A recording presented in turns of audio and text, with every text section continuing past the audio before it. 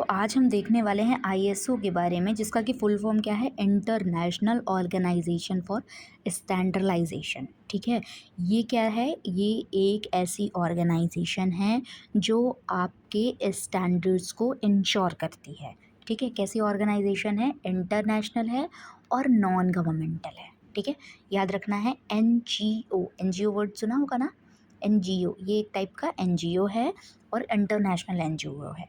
ठीक, और ये क्या करती है, इंटरनेशनल स्टैंडर्ड, स्टैंडर्ड समझते हो ना, कि जो आपका क्वालिटी चेक करता है, आपका सेफ्टी चेक करता है, आपकी सस्टेनेबिलिटी, इफ़िकेसी, ये सब जो चेक करता है, इफ़िशियंसी जो चेक करता है, वो क्या हो गया, वो आपका हो गया आईएसओ। ठीक, यहाँ पर एनवायरनमेंट से रिलेटेड कौन हो जाएगा, आईएसओ। ठीक, अभी आईएसओ के पास भी बहुत सारी सीरीज़ हैं। ठीक है, जिसमें कि हम 14,000 वाली सीरीज़ को देखेंगे, और भी सीरीज़ हैं, 15,000 वाली सीरीज़ हैं, 31,000 वाली सीरीज़ हैं, है ना। तो अभी 14,000 वाली देखेंगे, क्योंकि ये एनवायरनमेंट से रिलेटेड है और पेपर में पूछी जाएगी। और क्वेश्चन किस तरीके से आएंगे हमारे पास, इसमें बोला जाएगा आपसे, मान लो रैंडमली मैंने आपसे पूछा कि जो एनवायरनमेंट से रिलेटेड जो टर्म्स हैं वो किस में आएंगे, तो अब आप कंफ्यूज होगे किस में आएंगे, है ना। तो अभी आपको ऐसे याद रखना है, एक स्टोरी हम बनाएंगे छोटी सी, जिसके हेल्प से we will try to remember all the series and their components. ठीक है, तो सीरीज़ पहले स्टार्ट होती है हमारी 14,000 से। ठीक है, जो कि मैनेजमेंट से रिलेटेड है, फिर ऑडिटिंग है, लेबलिंग है और वगैरह वगैरह चीज़ें। तो मैं डायरेक्टली स्टार्ट करती हूँ विदाउट वेस्टिंग टाइम। अब आपको एक स्टोरी मैं बताती हूँ, उसके बाद इसको बताती हूँ। स्टोरी इज़ लाइक कि देखो, एक मैनेजर है। ठीक, आपको मैनेजर लेके चलना है, कोई किसी को पर्सनली टारगेट नहीं कर रहा है यहाँ पर। ठीक है, तो मैनेजर है मान लो, और वो कैसा है, मैनेजर कैसा है, अ लेज़ी पर्सन, बहुत ही बेकार भाई साहब, लेज़ी पर्सन है। दिमाग ही नहीं चल रहा है इसका, इतना लेज़ी हो गया है ये। और ये इतना लेज़ी है, इतना लेज़ी है ना, कि इसने पूरी अपनी ज़िंदगी, पूरी अपनी जो लाइफ साइकिल है इसकी, ये लाइफ साइकिल इसने अपने हिसाब से डिज़ाइन की है। मतलब ये अपने टर्म्स एंड कंडीशंस पे जीने वाला व्यक्ति है। टर्म्स एंड वैल्यूज़ इसके खुद के हैं, है ना। ये और किसी की बात ही नहीं मानता। लेज़ी है तो क्यों ही बात मानेगा, लेज़ी लोग बात मान ले तो वो एक्टिव में नहीं आ जाएंगे। तो वो अपने टर्म्स एंड वैल्यूज़ पर जीता है, उसी से काम करता है। ठीक है, और एक दिन इसके साथ एक गंदा वाला चीज़ हो गया। गंदा वाला चीज़ क्या हो गया, आलस के चलते इसने क्या किया, अपने घर के गैस को खुला छोड़ दिया। ठीक है, घर के गैस को क्या कर दिया, खुला छोड़ दिया। गैस को क्या छोड़ दिया, खुला छोड़ दिया। अपने हाउस के गैस को इसने खुला छोड़ दिया। और उससे क्या हुआ, उसे क्या होगा, दिक्कत होगी और क्या, आग लगने का खतरा रहेगा। फिर स्मेल करेगी, पता चलेगा कि अच्छा अच्छा अच्छा ऐसा किया था क्या, आग लगेगी। तो क्या होगा, आप उसको मैनेज करोगे, बुझाओगे, और बुझाने के लिए आपको कुछ टूल्स चाहिए होंगे। ऑब्वियसली कोई टूल लगेगा ना। अब आप वैसे फायर एक्सटिंग्विशर बुलाते हो कि आपके घर की आग बुझ जाए, तो वो क्या करते हैं, कुछ टूल्स लेकर आते हैं, है ना। तो आपको क्या चाहिए, टूल्स चाहिए। ठीक, चलो आपने टूल्स तो ले लिया, लेकिन अब आप में क्या हो गया ना, अब आपका दिमाग जाग गया। वो जो लेज़ी आदमी था ना, वैसे ही उसका दिमाग जाग गया। उसने अब ये चीज़ अडाप्ट कर ली, ये चीज़ अडाप्ट कर ली कि उसको ये गलती दोबारा नहीं करनी है भाई। अपने आलस से थोड़ा सा उसको दूर आना है। तो उसने थोड़ा सा अपने आदत में चेंज करा। ठीक है, उसने एक्शन लिया।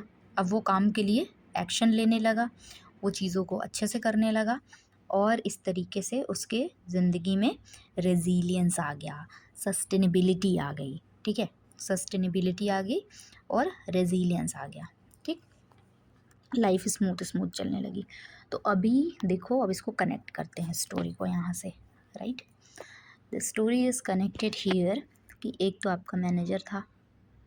हम्म, तो वो क्या हो गया, मैनेजमेंट से रिलेटेड, पहला वाला। ठीक, दूसरा ये क्या था, अ लेज़ी पर्सन। क्या था, लेज़ी आदमी था कि नहीं, एक लेज़ी इंसान था। तो अ से क्या हो गया, ऑडिटिंग।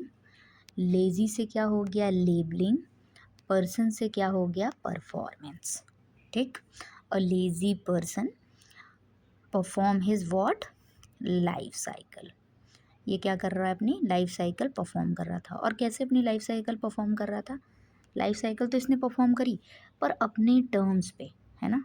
तो ये अपने टर्म्स पे, अपने वैल्यूज़ पे, वैल्यूज़ लिख लो। वैल्यूज़ का मतलब मैं यहाँ ये कहना चाहती हूँ कि ये हो जाएगा वो कैप से। अभी मान लो कभी टर्म नहीं आया एग्ज़ाम में, वो कैप करके दे दिया, तो 50 वाला किससे रिलेटेड है, वो कैप से। वो आपको ऐसे याद रहेगा कि वो अपने टर्म्स और वैल्यूज़ पर जीता था, ठीक है। नेक्स्ट हमारे पास क्या है, उसने क्या किया था, इसी के चलते उस एक दिन उसके घर का गैस छूट गया था खुला, है ना। तो ग्रीन हाउस गैसेस से रिलेटेड हो गया अगला, ठीक। तीसरा क्या था हमारे पास, एक्चुअली ये वाला, हाँ। फिर उसको आग बुझाने के लिए क्या लगा, मैनेजमेंट टूल लगा, ठीक। उसने आग वाग बुझाई, लेकिन अब उसने सीख लिया, उसने अडाप्ट कर लिया चीज़ों को। तो अडाप्टेशन हो गया और क्लाइमेट एक्शन हो गया, वो एक्शन लेना भी चालू हो गया। इस तरीके से उसकी लाइफ में रेजिलियंस आया और सस्टेनेबिलिटी आई, ठीक है। तो दिस इज़ हाउ, मतलब ही सर्वाइव्ड। वो कैसे सुधरा, एक जो मैनेजर था वो कैसे सुधरा, उसकी पूरी स्टोरी थी, ठीक है। तो this story will help you in examination, हाँ, इन योर माइंड। बहुत अच्छे से, बहुत क्लियरली 2-3 बार इस स्टोरी को सोचना, मतलब जब ये वीडियो देख लेना उसके बाद, मतलब आपके पास ऐसा कुछ हो नहीं, कॉपी ओपी वगैरह वगैरह चीज़ें जो लिखी रिटन फॉर्म में होता है, आप बस ऐसे सोचना, मतलब सोते वक्त सोचना या कभी भी अकेले होना तो इसको सोचना। अभी एग्ज़ाम भी पास आ रहा है, तो देखना, आई थिंक कि आपको याद हो जाएगा, आई होप ऐसा हो। And I am definitely sure कि अगर आप इसको अच्छे से सुन रहे होगे तो आपको ये चीज़ें लर्न हो जाएंगी। और इसका जो एनवायरनमेंट लेबलिंग का पार्ट है ना, ये 20 to 29, ये बहुत इम्पॉर्टेंट है। खासकर इसमें जो आपके आते हैं 24, 21 और 25, है ना, ये तीनों मोस्ट इम्पॉर्टेंट हैं। तो इसको हम नेक्स्ट वीडियो में कवर करेंगे, ठीक है। अभी तक के लिए इतना ही, इसको अच्छे से याद रखना और अपना बेस्ट देना इसमें।